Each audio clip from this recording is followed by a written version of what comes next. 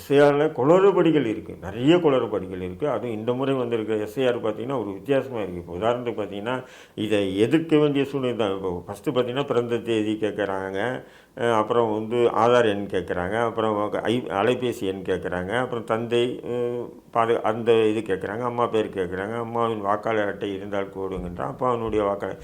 இதெல்லாம் கரெக்டு. ஆனால் இதில் என்னென்னா 2002 வாக்காளர் பட்டியலில் தங்கள் பெயர் இருந்தால் இந்த பதிவு பண்ணுங்கன்றான்.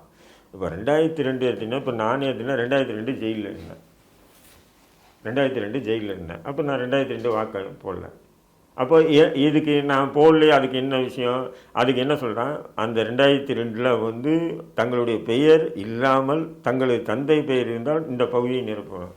2002 நான் ஜெயிலில் இருந்தேன், எங்கள் அப்பாவும் செத்துட்டாங்க, எங்கள் அம்மாவும் செத்துட்டாங்க. இப்போ நான் எந்த தந்தையுடைய எந்த தாயுடைய வாக்காளர் அடையாள இதை வச்சு நான் மறுபடியும் பதிவு பண்ண முடியும்? இந்த மாதிரி குளறுபடிகள் வந்து பார்த்திங்கன்னா ரொம்ப மோசமாக இருக்குது. எஸ்ஐஆரில் வந்து ரொம்ப மோசமான குளறுபடிகள் இருக்குது. ஃபார்ம் வந்து பார்த்திங்கன்னா ஓரளவுக்கு தமிழ் நம்ம ஓரளவுக்கு ஞானம் உள்ளவங்க படித்தாவே புரிய மாட்டாங்க. அப்படி பாமர மக்கள் எப்படி இதை ஃபுல் பண்ணுவாங்க? இதை ஃபுல் பண்ணுறதுக்கு அதிகாரிகள் கூட தயாராக இல்லை.